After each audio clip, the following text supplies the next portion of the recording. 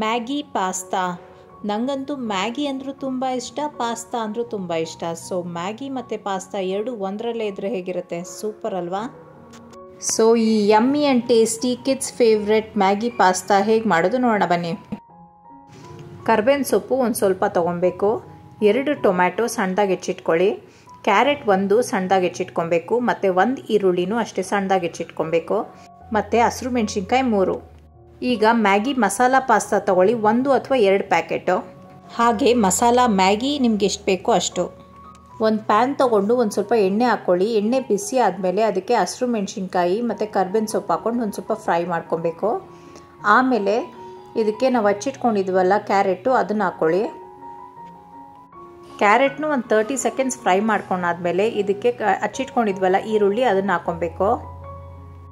ಈಗ ಒಂದು ಅರ್ಧ ಸ್ಪೂನಷ್ಟು ಉಪ್ಪು ಹಾಕ್ಕೊಂಡು ಚೆನ್ನಾಗಿ ಫ್ರೈ ಮಾಡ್ಕೊಳ್ಳಿ.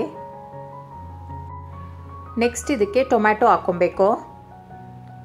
ಟೊಮ್ಯಾಟೊ ಹಾಕ್ಕೊಂಡ್ಮೇಲೆ ಸ್ವಲ್ಪ ಎಲ್ಲ ತರಕಾರಿಗಳು ಬೇಯಬೇಕಲ್ಲ, ಅದರಿಂದ ಅದನ್ನು ಚೆನ್ನಾಗಿ ಫ್ರೈ ಮಾಡಿಕೊಂಡು ಒಂದು ಲಿಡ್ ತೊಗೊಂಡು ಮುಚ್ಚಿಟ್ಬಿಡೋಣ.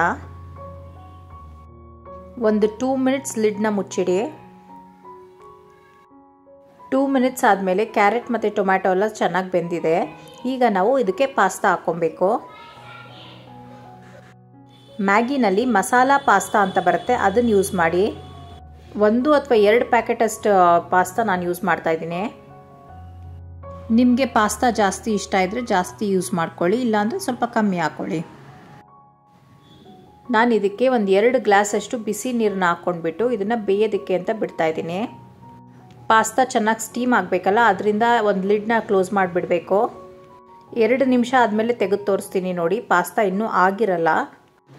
ಪಾಸ್ತಾ ಕುಕ್ ಆಗಬೇಕಂತ ಅಂದರೆ ಕರೆಕ್ಟಾಗಿ 8ರಿಂದ 10 ನಿಮಿಷ ಬೇಕಾಗತ್ತೆ. ಅದಕ್ಕೆ ಒಂದು ಸ್ವಲ್ಪ ಟೈಮ್ ತೊಗೊಂಡು ಆರಾಮಾಗೆ ಕುಕ್ ಮಾಡ್ಕೊಳ್ಳಿ.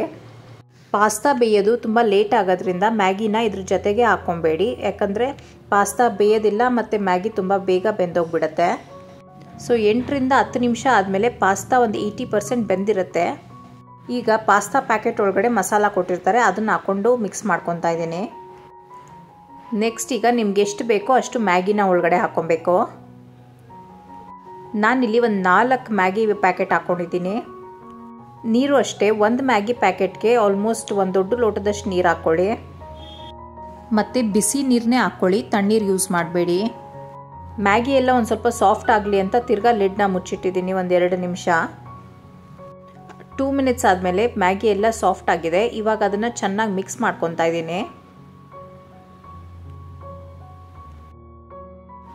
ನೆಕ್ಸ್ಟು ಮ್ಯಾಗಿನಲ್ಲಿ ಕೊಟ್ಟಿದ್ರಲ್ಲ ಮಸಾಲ, ಅದನ್ನು ಹಾಕ್ಕೊತಾ ಇದ್ದೀನಿ. 4 ಪ್ಯಾಕೆಟ್ಸ್ ಮ್ಯಾಗಿ ಯೂಸ್ ಮಾಡಿದೆ, ಅದಕ್ಕೆ 4 ಪ್ಯಾಕೆಟ್ಸ್ ಮಸಾಲ ಹಾಕ್ಕೊತಾ ಇದ್ದೀನಿ.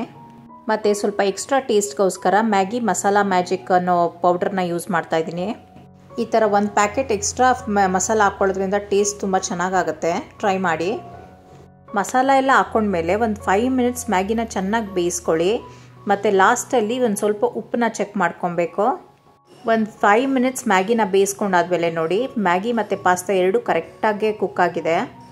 ಈ ಮ್ಯಾಗಿ ಅಂತೂ ಎಲ್ಲರಿಗೂ ಫೇವ್ರೆಟ್, ದೊಡ್ಡವರಿಂದ ಚಿಕ್ಕವರವರೆಗೂ ಎಲ್ಲರೂ ಖುಷಿಯಿಂದ ತಿಂತಾರೆ. ಆದರೆ ಟೇಸ್ಟ್ ಚೆನ್ನಾಗಿರುತ್ತೆ ಅಂತ ಮ್ಯಾಗಿನ ತುಂಬಾ ಯೂಸ್ ಮಾಡಬೇಡಿ, ಒಂದು ಲಿಮಿಟಾಗಿ ಯೂಸ್ ಮಾಡಿ, ಎಲ್ಲರಿಗೂ ಒಳ್ಳೆಯದು. ಸೊ ಟ್ರೈ ಮಾಡಿ, ಟೇಸ್ಟ್ ಮಾಡಿ, ಎಂಜಾಯ್ ಮಾಡಿ. ಸಬ್ಸ್ಕ್ರೈಬ್ ಆಗೋದು ಮರಿಬೇಡಿ. Thank you for watching. Bye.